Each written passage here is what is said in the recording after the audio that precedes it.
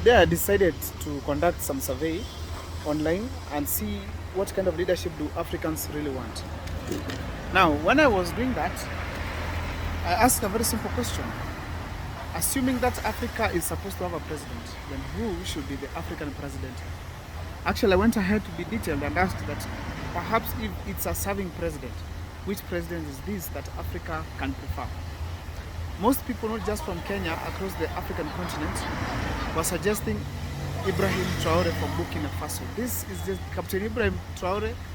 He took over through a coup, and as a result, he has been engaging in various types of leadership and in various activities in that country, which have actually attracted most of the Africans across the continent.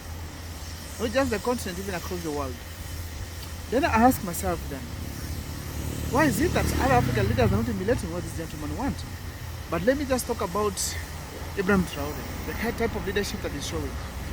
When he got into power, first of all, he rejected the influence of the French people within his country. And as a result, we realized that some of the companies were closed down that were held by the foreigners, and he lowered the taxes. He also ensured that he has added salaries to the civil servants and reduced the salaries of all those who are political officers. That really attracted so many people across the continent who felt like this gentleman is taking Burkina Faso to another level. Now, then recently, there was a president who was being sworn in. That is the president of Ghana, I think so. And Ibrahim Traore was invited alongside other leaders like William Ruto, the president of the Republic of Kenya. When he was there, we realized that Ibrahim Traore gave a very powerful speech that captured the entire nation, the entire country, particularly Kenya here. I'm not talking about another country, but Kenya. So, when I took my time now to listen to Ibrahim Traore's speech, of course I had to use translation because he didn't do it in English. So, this is what I realized from him. There's a statement that captured each and every person's attention. The statement was that if democracy entails abducting and killing of demonstrators, then he doesn't want it. That's a powerful statement, particularly when it's in relation to the Kenyans. Yes, if it relates to Kenyans, well, actually the statement is very strong because in Kenya, we have been having demonstrators who have been against the current regime that we're experiencing as a country. And the demonstrators have been calling for proper leadership, accountability, and many other things, which the current regime, that is of Kenya Kwanza, led by President William Ruto, have been against. And in their retaliation, they abducted people. Some of them have gotten killed, some of them have gotten arrested, simply because of raising their voices. So as a result, the statement made by Traore really caught Kenyans' attention. So Kenyans were really cheering him up. So when I conducted the polls online and asked people, who do you think can be the African president, then almost 99% were suggesting Ibrahim Traore. Ibrahim Traore has put the people of Burkina Faso first. But the stand that he has taken has put him so much in danger, which makes him actually appear in public always in a military dress code. Also, he's always having a gun in all occasions that he goes to. And to make matters much more worse is that Ibrahim Traore fears for his life because there are dangers, particularly from the African leaders, who feel like he's a threat because he has kept off some of the colonizers. You know, right now the problem you're having in Africa, it is neocolonialism that is done by Africans themselves. So Ibrahim Traore has attracted support across the African continent, and that is very powerful. One unique thing about Ibrahim Traore that is very young. This gentleman I hear is less than 40, but is leading the country towards the right direction.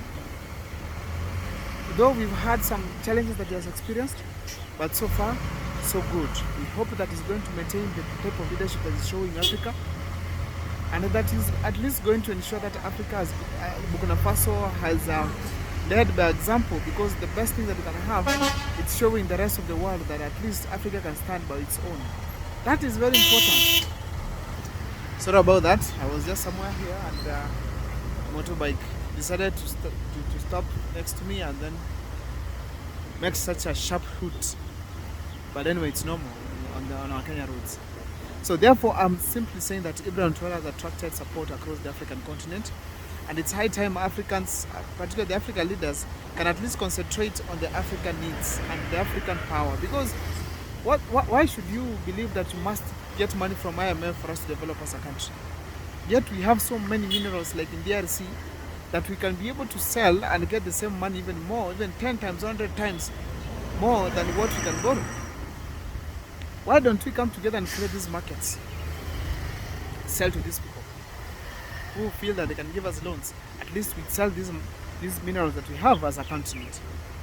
In Kenya here, there are so much minerals that we as a country can decide to sell, including gold, and then earn so much foreign exchange and can be able to fund most of our projects and even pay the loan that we are having. One of our leaders in the country came up with the issue of bank. I don't really support bank being used in the country because of the kind of effects it brings to the country, but we can have government institutions selling this stuff where they are restricted. They are not sold outside within the country, but they are exported. As a result, we earn so much foreign exchange. It must not be necessarily weed, but you can have other minerals being sold or other cash crops being sold to the rest of the world. But now we realize the African leaders purely concentrate on what we call their richness, their wealth. Everything they do is projected towards making them rich. Everything they do is something that earns them money before the country. And as a result, we've gotten corruption becoming the first thing that is running our countries. And actually, the most dangerous thing in Africa is the corruption that we experience. Recently, there were polls that were showing that the most corrupt leaders in the world, and William Ruto, and of course the Nigerian president, were in the lead. And that is very dangerous because we cannot have our leaders being projected to be that much corrupt. It is very shameful. So therefore, in a nutshell, as we speak here today, it's high time our leaders to stop doing whatever they do, at least to attract or then get the Africans support. Because the Africans are really yearning for a good leader. That's what is happening in Kenya. And it's a warning to most of the leaders who are in power right now. Probably Africans are going to take over, even armies are going to take over the African leadership, simply because of the poor leadership that people are experiencing across the country. Kenya, there have been protests right, left and center. And as we speak today, there's dissatisfaction. People are dissatisfied with the kind of current leadership that we're having as a country. And people are yearning for a leader who can be able to bring change in the African or even the Kenyan government. So therefore, it's important that all leaders borrow a leaf from Ibrahim Traore and at least also be able to embrace some things that Africans themselves want. See you next time. For more videos, please subscribe.